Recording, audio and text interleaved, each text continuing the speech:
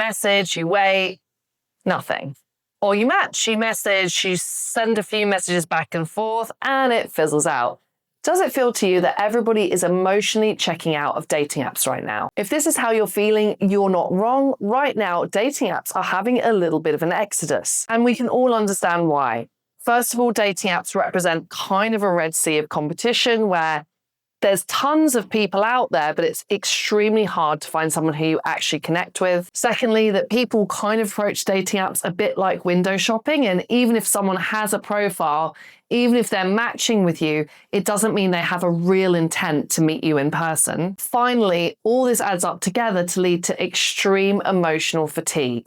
You've had one too many disappointing dates, flakes, cancellations, or just going on first dates that felt totally flat. And so you are emotionally checking out of the process. Guess what? So is everybody else. This leads to a mass feeling of like, I'm not getting where I want to be on apps. So how about this for a different strategy? Instead of focusing on the 10% of people you can meet through apps, you swap your focus to the 90% of people you can meet out and about in everyday life. To help get you started with this today, I'm going to talk you through my 3 pillars of beginning to build out your real-world dating efforts. Most people assume they will just meet someone magically in their everyday life. However, as we age, our social circles shift. Being no longer at university and college, you may not have those easy social circles to mix in anymore. And also your friends may be becoming increasingly coupled up. Because of this, it's down to you. You're going to need to put in some solid habits and time to make sure you're getting out there in the real world and meeting people. This sounds simple, but can be difficult. Ideally, I'd recommend that you're getting out at least once, if not twice a week, to somewhere in the real world where you're going to meet new people. If you're constantly seeing the same friends in the same spots, if you're always heading to the same gym, if you're always tired after work and you almost go out but then quite don't and just watch the box set instead, this is going to be a major point that is holding your success with dating back. Instead, I want you to not only put the time towards this, but to think strategically about where the person you want to meet might be hanging out. And even more than that, where they might be hanging out that's easy for you to talk to them. For example, you may notice some good opportunities at the coffee shop, but feel like it's really difficult to get a conversation started.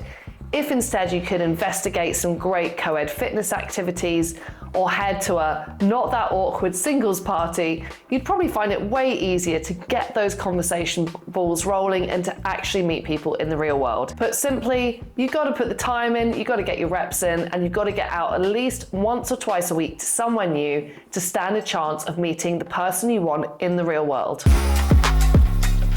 Yep, showing up is not enough. I'm also going to encourage you in a socially smooth way to initiate conversations with people around you. Just like you, all those other people out there maybe feel a little bit uncertain about how to talk to you, even if they would really like to. If you can move into a space in your life where you're comfortable breaking the ice and starting conversations, wow, your social confidence is going to grow so much, and also your dating options are going to go through the roof. Most people get really stuck on this step because they worry that they're going to be bothering other people or simply don't know what to say. Here, it's really important to not let the idea of a perfect opening line get in the way of you saying anything at all. Most people aren't looking for perfection. They're just looking for another human being to tangibly reach out and connect with them.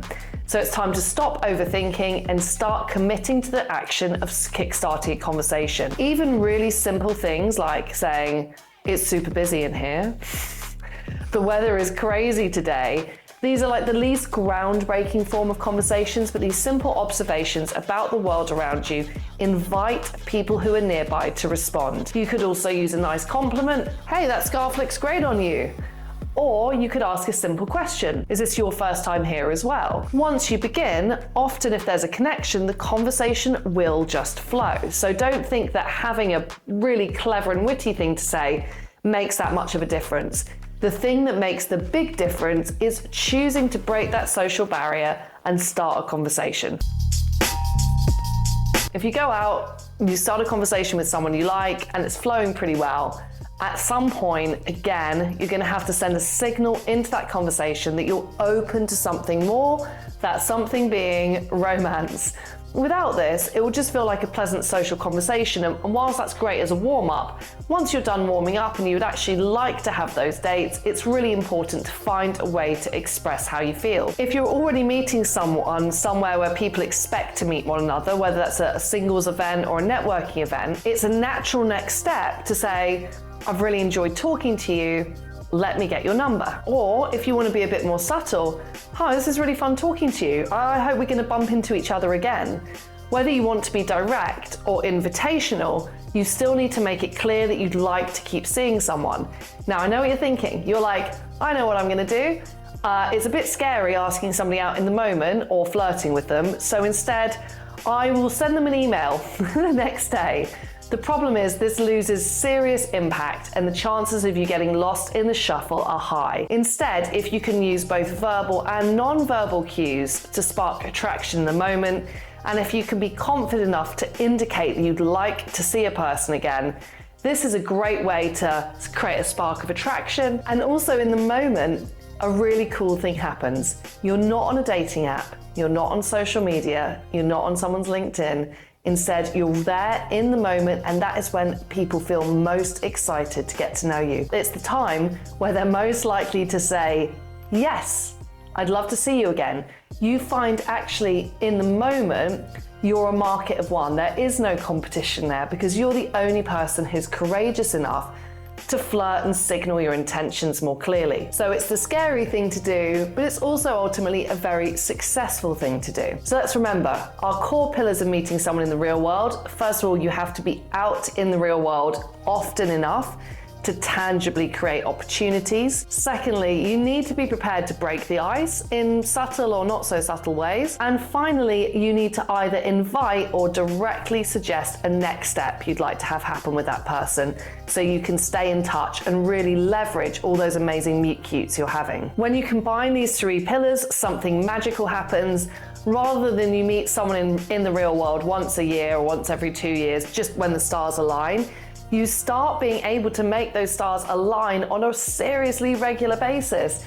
This turbocharges your dating pool, it boosts your confidence, and look, you can keep dating apps going, but you no longer have to rely on them, and psychologically, that makes a huge difference to you. So if you're down for an adventure, you're ready to push yourself and challenge yourself to meet people in the real world, I would love to hear from you. You can just hit on the link beneath this video.